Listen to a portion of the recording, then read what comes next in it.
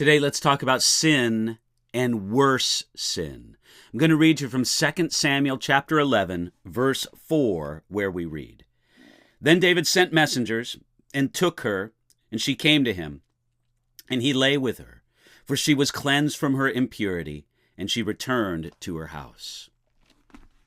When we think about all the things leading up to David's sin with Bathsheba, it's easy to forget that everything leading up to 2 Samuel chapter 11, verse 4, that verse I just read to you, everything leading up to that point was temptation.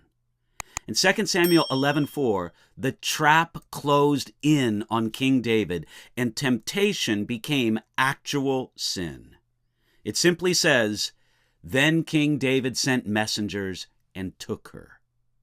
In this, the man after God's heart went against his own heart, following through on a lustful impulse. David ignored every warning sign and every way of escape that God set before him. At this very point of temptation, the tempter sometimes quotes the Bible to us, enticing us to sin. The devil knows the Bible well enough, and he knows how to twist it against us. He'll quote the words of Jesus in Matthew chapter 5, verse 28, where Jesus said this, "I say to you that whoever looks at a woman to lust for her has already committed adultery with her in his heart." Then the tempter will preach a devilish sermon on the text. He'll say something like this, "You've already lusted in your heart, and you're already therefore guilty of adultery. But why not enjoy the sin if you're already guilty of it anyway?" Now, the devil's logic doesn't stand before the truth of God, because while it is true that lust in the heart shows a sinful heart of adultery, the act of adultery is far worse. Adultery in the heart is bad. Adultery in action is much worse.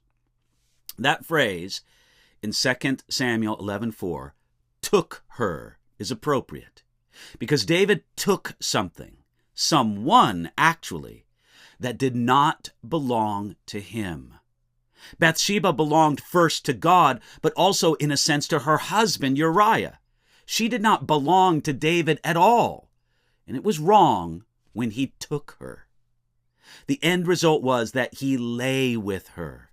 David knew this was wrong, and yet he did it anyway. It's hard to explain David's thinking here because he wasn't thinking. He acted on feeling and impulse instead of thinking. If David had thought about all this, he would see that the cost was so much greater than he wanted to consider at the time. It might have been different if David knew that this illicit pursuit of pleasure would directly or indirectly result in, think of this list now, an unwanted pregnancy, the murder of a trusted friend, a dead baby, his daughter raped by his son, one son murdered by another son, a civil war led by one of his sons, a son who imitated David's lack of self-control, and it led him and much of Israel away from God, and a cloud over the rest of David's reign. Now, none of those things happened immediately. So it seemed like David got away with this sin. But we could only think that we can only think that if we believe that sin is something good that God wants to keep from us. King David did something harmful and destructive to himself and to others, and that harm and destruction would come of it.